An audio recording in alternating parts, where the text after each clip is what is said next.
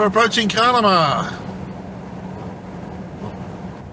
We've been looking forward to getting into Carnamah because we want to have a look at what is being billed as the world's biggest tractor. Yeah, you got a bridge coming up and I got one coming this way, small region. And there it is, on the right hand side of us. It's a fair decent size, alright. Well, we're in Carnamah, and behind me there is the world's biggest tractor. So we'll tell you a little bit about the Chamberlain story, and we'll go over and have a look. Chamberlain was a brand of tractor from Australia produced initially by Chamberlain Industries Limited to produce a tractor entirely suited to the large land holdings of Australian farmers. While Bob Chamberlain was working as a tractor mechanic in Victoria, he designed the tractor and built a prototype tractor around what he believed farmers wanted. It became the basis of the 40K model tractor. The West Australian government, having heard of Chamberlain's plan to build tractors, persuaded the Chamberlains to use an ex-munitions factory in Welshpool, Western Australia. The first tractors rolled off the production line in 1949. The first Chamberlain tractor produced was the Model 40K, which had 40 horsepower, twin-cylinder, horizontally opposed engines. They weighed about 4 tonnes and were considered to be ideal for the needs of Australian farmers. In 1955, Chamberlain developed the Perkins diesel-powered Champion models, and as a publicity stunt in the same year, they entered the new diesel-powered tractor in the Around Australia RedX trial as a rescue recovery vehicle. It became known as Tail End Charlie. The tractor in question was fitted with a modified cab, bench seat and high-speed gears, allowing it to reach speeds of up to 110 km per hour. During the 1980s, Hugh Campbell, a water drilling contractor, and Peter Nunn, a machinery manufacturer, both of Dongara, Western Australia, discussed a plan to make a safe, leisurely crossing across Australia by tractor. After Sydney was awarded the Olympic Games, it was thought it would be a good idea to arrange the trip to arrive on the East Coast to coincide with the Games. Hugh and Peter floated the idea amongst a few of their friends, some of whom were farming and still owned the old Chamberlain 9G tractors. In 1997, an article appeared in the Farmers Weekly, which generated a large response across Australia. 40 tractors nominated to participate and a similar number of support vehicles. In 1999, the Chamberlain 9G Tractor Club of WA was born. The 9G Chamberlain tractor was the famous workhorse of the late 50s and 60s and was designed and built in WA. These tractors can traverse rock, mud, sand and relatively deep water. They have a reputation of being a go-anywhere machine. Some organisational meetings followed, and it was suggested that this and subsequent trips could be used as a serious avenue to raise money for charity. The charity groups chosen were the Flying Doctor and children's hospitals in the various states traversed during the trips, from the money raised in those states. They're ideally suited to their new role of being a recreational vehicle, so it's no wonder there are now in excess of 40 restored 9Gs in the club with numbers.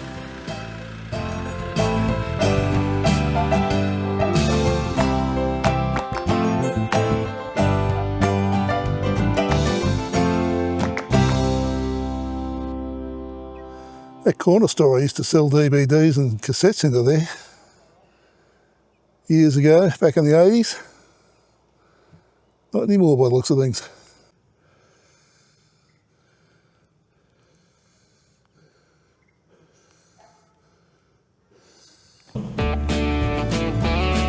Like I said, that store in there, I used to sell DVDs and cassettes into that place way back in another life. Carnamah is about 307 kilometres north of Perth, Western Australia, along the Midlands Road. At the 2021 census, the population of the town was 407. The town was gazetted in 1913 and is named after Carnamah, a pastoral property established by Duncan Macpherson in this location in the late 1860s. A telegraph station was established here in 1873. Macpherson's property Carnamah derives its name from Carnamah Spring. The name is probably Aboriginal, of unknown meaning, or possibly is a Gaelic word meaning cairn of the cattle or cattle rocks. The Midland Railway line was constructed through the area in 1894 and a siding was built close to the Macpherson's Homestead. This in turn led to further settlement of the area. The Carnamah Progress Association was formed in 1912 and the Carnamah State School was established, and in 1913 the town site was declared. In 1932 the Wheat Pool of Western Australia announced that the town would have 2 grain elevators, each fitted with an engine, installed at the railway siding. The main industry in the town is wheat farming, with the town being a cooperative bulk handling receival site.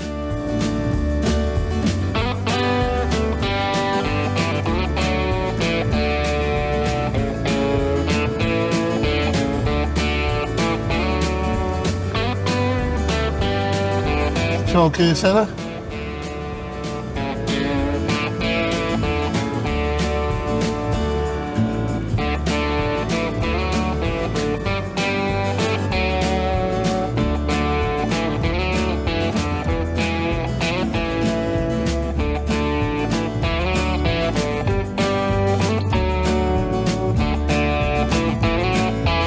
Police station.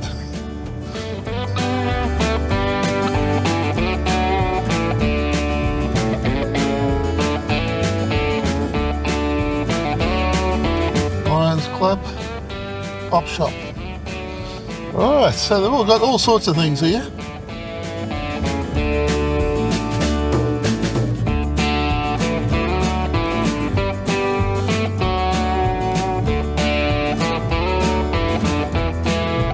Caravan park to the left and school on the right.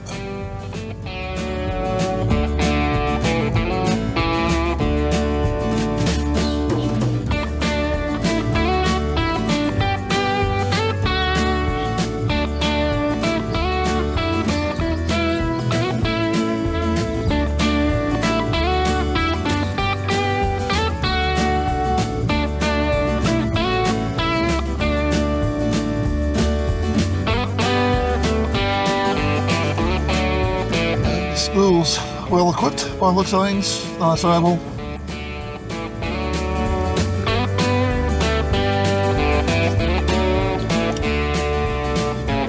Seems I had the camera turned off going up the street, so we'll turn it back on going down the street.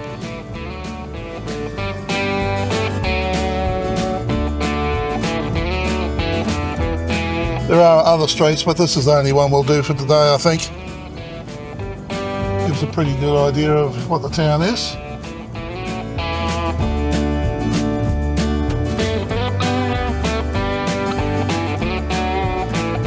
It's the Shire in there.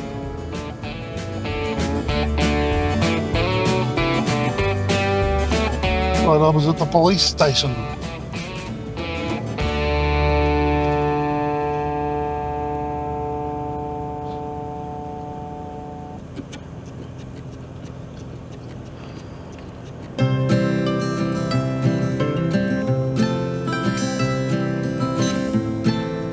Carnamah Boutique, it says closed.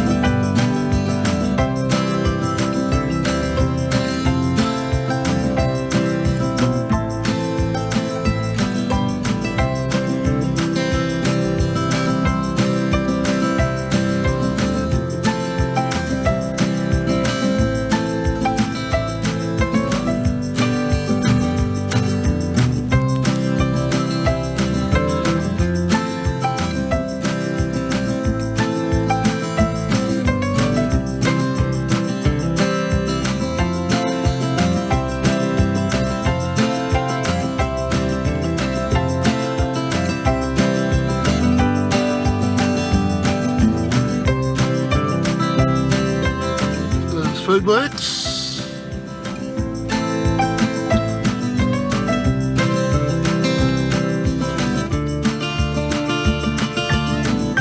down here to the Lakes Lookout. Now, it's a bit further on, I think, 120 metres.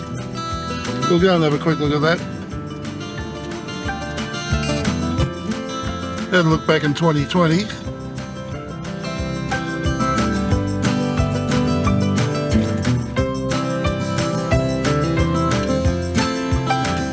The Macpherson Homestead's out here as well. And again, I think we did a piece on that back in 2020, so we'll find that and put it in.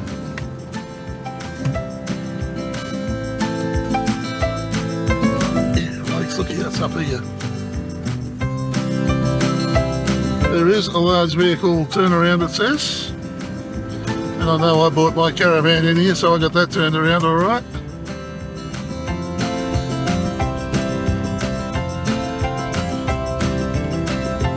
Nice place to have a property.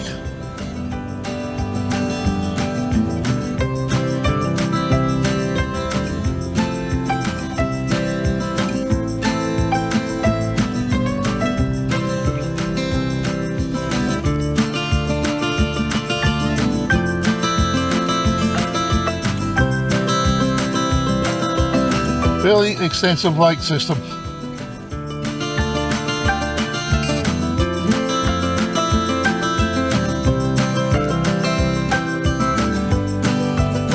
Very extensive.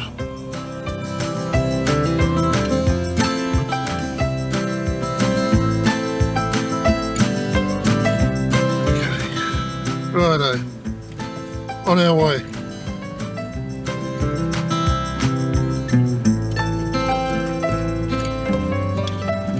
Well, I hope I saw the Henderson Homestead back in 2020. I'm fairly positive that I did. So we'll dig that out. Macpherson Homestead, 300 metres on the left. Macpherson Homestead, 1869. Duncan Macpherson and George Slater took up land in the vicinity of what became known as Carnamah in September 1861. Construction of the homestead commenced in 1869, the building taking 5 years to complete. Following the alterations to the mail route in 1877, Duncan Macpherson is recorded as having the contract to cart mail from Whalabing to Mininu for the period 1883 to 1885. Duncan's daughter Margaret was in charge of the Carnamah post office, which was housed in the Macpherson homestead. It was upgraded to become a post and telegraph office in 1895 and remained in use as such until 1913 when Margaret Macpherson retired. The homestead was also a popular resting place for travellers until 1894 when the Midland Railway line was completed. When Duncan Macpherson died in April 1898, he left his land to his family of 5 sons and 2 daughters, who gradually sold the land and moved away from the district. The last of the land owned by the Macphersons, consisting of 250 acres, including the homestead, was sold after the daughter Elizabeth passed around 1940. The homestead continued to be used as a private dwelling, but over the years it was allowed to deteriorate. In 1979, a committee formed with the aim of restoring the building. And there's a bit of an overview of the town.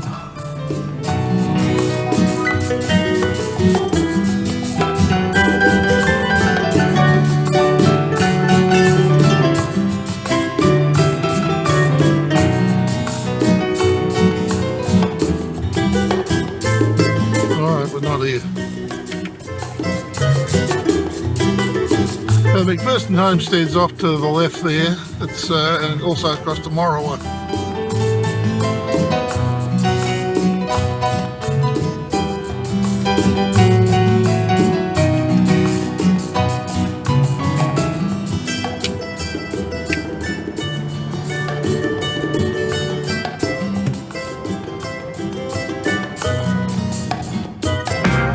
If you enjoyed this video, you might like to check out this video, or maybe browse this playlist. There are over 700 videos just like these on this channel. Subscribe and hit the notification bell and we'll let you know when the next video is available.